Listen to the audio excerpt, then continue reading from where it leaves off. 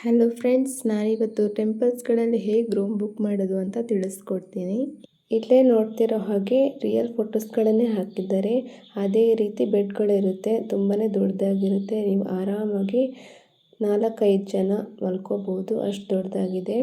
ಹಾಗೆಯೇ ಟಾಯ್ಲೆಟ್ ಕೂಡ ನೋಡ್ತಿರ್ಬೋದು, ನೀಟಾಗಿ ಮೇಂಟೈನ್ ಮಾಡಿದ್ದಾರೆ. ಬನ್ನಿ ನೋಡೋಣ ರೂಮ್ ಹೇಗೆ ಬುಕ್ ಮಾಡೋದು ಅಂತ. ಗೂಗಲ್ನ ಓಪನ್ ಮಾಡ್ಕೊಳ್ಳಿ. ಅಲ್ಲಿ ಕರ್ನಾಟಕ ಟೆಂಪಲ್ ಅಕಾಮಿಡೇಷನ್ ಅಥವಾ ಟೆಂಪಲ್ ಅಕಾಮಿಡೇಷನ್ ಅಂತ ಸರ್ಚ್ ಮಾಡಿದ್ರೆ ನಿಮಗೆ ಅಲ್ಲೇ ಬಂದುಬಿಡುತ್ತೆ.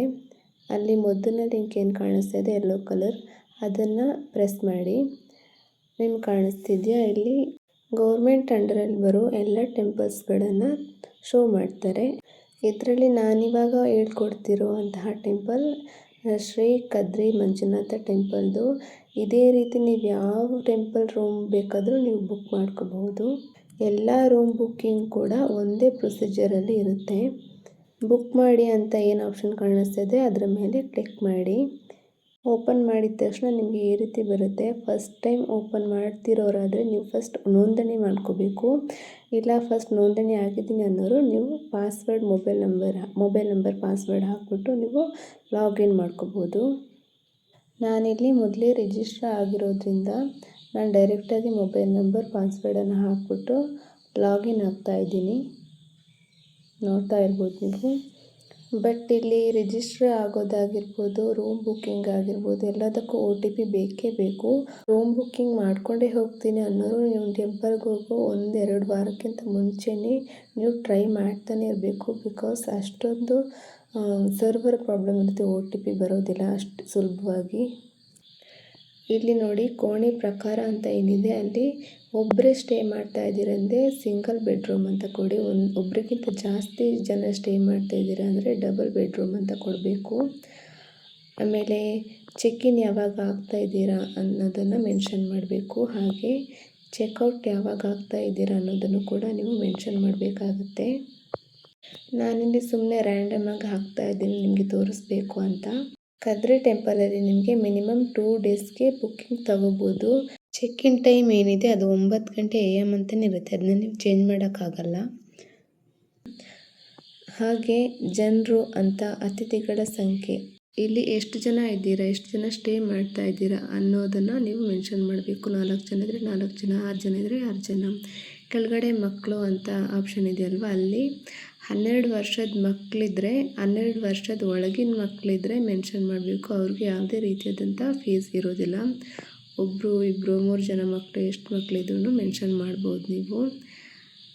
ನೋಡ್ತಿರ್ಬೋದು ನೀವು, ಇಲ್ಲೇ ರೂಲ್ಸ್ ಕೊಟ್ಟಿದ್ದಾರೆ. 12 ವರ್ಷಕ್ಕಿಂತ ಕಡಿಮೆ ವಯಸ್ಸಿನ ಮಕ್ಕಳಿಗೆ ಉಚಿತ ಪ್ರವೇಶ ನೀಡಲಾಗುತ್ತದೆ. ಆದರೆ 12 ವರ್ಷ ಅಥವಾ ಹೆಚ್ಚಿನ ವಯಸ್ಸಿನವರಿಗೆ ವಯಸ್ಕರಂತೆ ಶುಲ್ಕ ವಿಧಿಸಲಾಗುತ್ತದೆ ಅಂತ.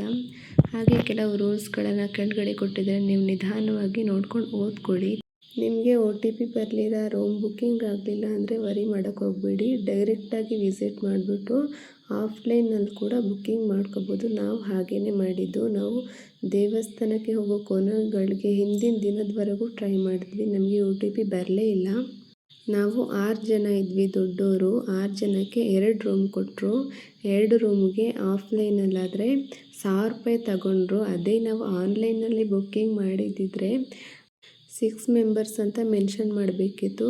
ಅದು ಡಿವೈಡ್ ಆಗಿ ಇಬ್ಬಿಬ್ಬರಿಗೆ 3 ರೂಮ್ ಅಂತ ತೋರಿಸುತ್ತೆ. 3 ಡಬಲ್ ಬೆಡ್ರೂಮ್ ಅಂದರೆ 2700 ರೂಪಾಯಿ ಪೇ ಮಾಡಬೇಕಿತ್ತು. ನಮಗೆ OTP ಬರದೇ ಇದ್ದಿದ್ದೇ ಒಳ್ಳೆಯದಾಯಿತು, ಅಮೌಂಟ್ ಸೇವ್ ಆಯಿತು ಅಂತ ಖುಷಿ ಆಯಿತು. ಆದರೆ ಆಫ್ಲೈನಲ್ಲಿ ಮಾಡ್ಕೋಬೋದು ಅಂತ ನೀವು ಹಾಗೆ ಹೋಗಬೇಡಿ.